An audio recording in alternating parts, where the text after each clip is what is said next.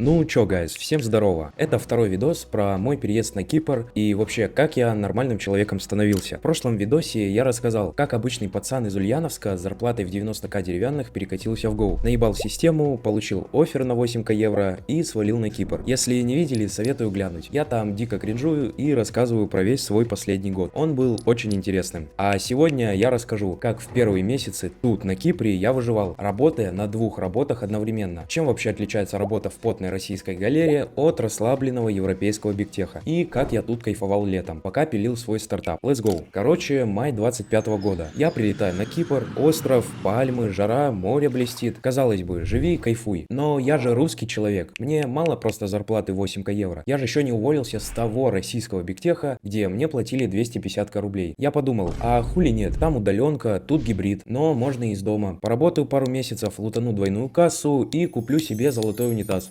Спойлер, это был пиздец. Первые 2 месяца я жил в режиме зомби. Разница во времени небольшая, но графики накладывались. Утро начиналось с дейлика на Кипре. На английском, где я половину слов еще не выкупал и просто кивал как болванчик. Потом сразу созвон с РФ командой. В одном окне у меня Джира, где тикеты на английском, а в другом Telegram и Zoom, где наши ребята орут, что прод упал. Самый ад — это переключение контекста. Тут ты пишешь микросервис с чистейшей архитектурой и обсуждаешь, какой паттерн лучше всего применить. А через 10 минут тебе в РФ в чате пишут: Степан, бля, там легаси отвалилось, костыль воткни срочно. Похуй как, главное, чтобы сработало. Тут я, конечно, тоже гиперболизирую чуть. Как я и говорил в прошлом видосе, в российской конторе тоже был очень качественный код. Где-то даже лучше, чем в европейской компании. Но все равно, такие звонки на телефон ночью во время дежурств я не забуду никогда. Спойлер, в Европе дежурств у меня нет вообще. Была у меня одна история, от которой я до сих пор просыпаюсь в поту. У меня 2 ноута на столе, на обоих включен Zoom. Я, естественно, на мьюте на обоих. И тут в РФ меня спрашивают: Степ, ты сделал вчерашнюю задачу? Я тянусь к кнопке размьюта на российском ноуте, но путаю мышки. Ведь они, сука, одинаковые. Черные лоджитеки. И нажимаю размьют на кипрском ноуте. И ору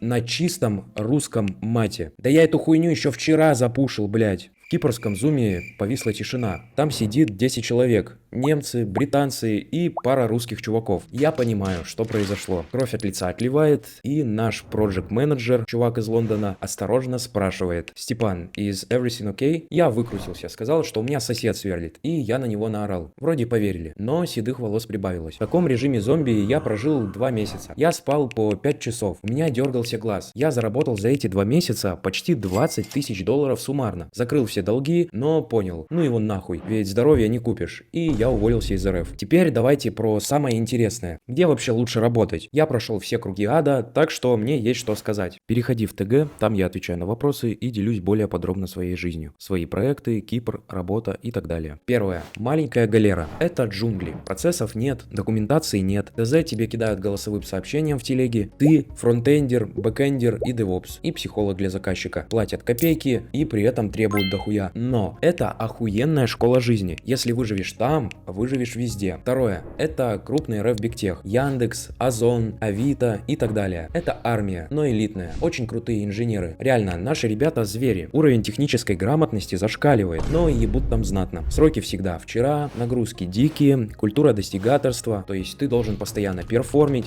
закрывать KPI, расти. Да, это держит в тонусе, но выжигает. И третье. Крупная компания в Европе, где, собственно, сейчас я и нахожусь. Вот я попадаю сюда, и что сказать, пацаны, это санаторий, буквально. Первое, что бросается в глаза, это work-life balance. 18:00 офис пустой. Если ты ответишь на сообщение в 18:05, на тебя посмотрят как на идиота и спросят: у тебя все хорошо? Зачем ты работаешь? Никто никуда не торопится. Задачу, которую в РФ мы бы сделали за 2 дня на Редбуле, тут обсуждают 2 недели. Давайте зашедулим митинг, чтобы обсудить адженду следующего митинга. Сначала меня это бесило. Я же привык хуярить. А потом я понял кайф. Ты работаешь спокойно, без нервов. Да, технически тут ребята местами слабее, чем в топах РФ, но они счастливее, и самое главное, остается время на свои проекты, чем я и занимаюсь последние месяцы. Так что вывод: если хочешь стать киборгом-убийцей и быстро качнуться, иди в РФ бигтех. А вот если хочешь денег, спокойствия и пожить для себя, welcome to Европа.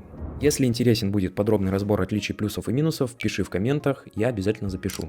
Многие думают: О, 8к евро, ты миллионер. Ага, сейчас. Давайте про цены, чтобы вы сняли розовые очки. Жилье. Лимассол — это самый дорогой город Кипра. Снять нормальную квартиру, не лакшери, просто чистую однушку с мебелью из Икеи. Это 1500–2000 евро. Причем за эти бабки вы можете получить хату, где зимой будет холоднее, чем на улице. Буквально. Здесь нет отопления. А летом по кухне будут бегать тараканы размером с большой палец. Первый раз, когда я увидел летящего таракана, я чуть не сдал билеты обратно в Ульяновск. Счета. Электричество тут золотое. Летом без кондера ты сдохнешь, а с кондером счет приходит на 200–300 евро в месяц. Интернет говно полное. Стоит 50 евро. И подключают его тебе недели 2. Мастер говорит: завтра приду. И завтра на Кипре означает: может быть, через неделю, если мне будет не лень. Тачки. Тут левостороннее движение, как в Англии. Первую неделю я каждый раз, когда хотел включить поворотник, включал дворники. Ехал как дурак в солнечную погоду с машущими дворниками. На кольцах вообще страшно. Надо смотреть направо, а рефлекс заставляет смотреть налево. Пару раз я чуть не въебал местного деда на пикапе. Но при всем при этом продукты тут офигенные. Свежие фрукты, овощи, мясо, манго, авокадо, все копейки стоит по сравнению с РФ. Выходишь утром за кофе, солнце светит и забываешь про цены. Теперь про лайфстайл. Многие пугали меня, что летом на Кипре полный ад. Ну да, так-то ебать, по сути это и есть ад. Плюс 40 в тени, а влажность такая, что выходишь из душа и через минуту ты снова мокрый. Но я нашел чит-код. Я просыпался в 6 утра, пока солнце не начало жарить, шел на море, и вода в это время словно парное молоко. Плавал полчасика, заряжался и потом садился работать под кондеем. Вечером, когда жара спадала до 30 плюс-минус, я брал велик и, что сказать, тут охуенные дороги вдоль моря. Или гонял в горы, там прохладно, сосны, воздух такой, что ж, ложкой хочется есть. Хайкинг по выходным стал моей религией. Идешь по тропе, смотришь на водопады и думаешь: бля, неужели это моя жизнь? Я, блядь, год назад сидел в Ульяновске и смотрел на грязный снег за окном. А теперь я живу тут, и у меня охуенные знакомые, я помогаю родителям и занимаюсь тем, что люблю. Так вот, про людей здесь. В Лимассоле дикая комьюнити. Это буквально IT-деревня. Русскоязычных айтишников тьма. Я начал ходить на митапы, гоу, стартапы, крипта, куда ж без нее. В Ульяновске я был сычом, сидел дома. А тут я реально начал заводить друзей. Мы собираемся в барах, жарим барбекю на пляже, обсуждаем идеи. И именно на одной из таких тусовок под пивком мне пришла идея для моего SaaS-продукта. Итак, теперь про мой бизнес. Летом, когда жара была плюс 40 и выходить из дома было опасно для жизни, буквально, я решил пилить свой продукт. Первая попытка — полный провал. Я сделал трекер привычек, потратив на это буквально месяц, и вылезал код. Выложил, а скачиваний 0. Но зато я понял урок. Сначала найди проблему, а потом пиши код. Я пошел на Reddit, нашел subreddit, где чуваки жаловались на одну специфичную проблему с аналитикой данных для маркетплейсов. Не буду палить нишу, от греха подальше. Я сел писать. Стек, бэк на Go, база Postgres, фронт на React. Хоть я его и ненавижу, пришлось вспомнить. Вайп-кодил с курсором по жесткому. Хостинг, самый дешевый VPS за 5 евро. Платежка Stripe. Тут, кстати, жирный плюс жизни в Европе. С российским паспортом Stripe не открыть, а с кипрским ВНЖ буквально за минут 10. Я запилил MVP за неделю. Это было говно из палок. Дизайн уровня мой пиздюк-брат нарисовал что-то в Paint. Но функционал работал. Я запустил рекламу прямо в том же сабреддите. Потратил 100 баксов, и вот я сижу. Пью пиво, обновляю дашборд, дзынь, плюс 19 долларов. И первая продажа. Пацаны, я орал так, что соседи чуть ли не вызвали полицию. Это чувство не передать. Зарплата — это одно, тебе ее дядя платит. А тут какой-то чувак из Америки достал свою карту и заплатил мне за мой код. Это действительно приятно. Сейчас у проекта 5000 юзеров, около 120 платных подписчиков, и это приносит мне около 2–2,5 тысяч баксов чистыми в месяц. Сервер стоит копейки, а времени я трачу всего лишь часа 2 в неделю на саппорт. В планах масштабировать эту историю или продать этот микро-SaaS к чертям 1000 за 50 и купить Porsche. Шучу, вложу в крипту и проебу, конечно же. Итак, что я хочу сказать, пацаны. Год назад я сидел в Ульяновске, смотрел в серое небо и думал, что жизнь прошла мимо меня. А сейчас я живу у моря. У меня есть бабки, есть свобода, есть перспективы. Было ли мне страшно? Пиздец как. Было ли мне сложно? Да я чуть не сдох от нагрузки и одиночества в первые месяцы. Стоило ли оно того? 1000 раз да. Не бойтесь менять жизнь, не бойтесь учить новое. Go — это имба. Английский — это ключ к миру. А если кто-то скажет вам: куда ты лезешь, сиди ровно, шлите их нахуй. В следующем видео я, возможно, сделаю рум-тур своей хаты за 1500 евро. Покажу вам, чем я здесь питаюсь, и расскажу, как я получал ВНЖ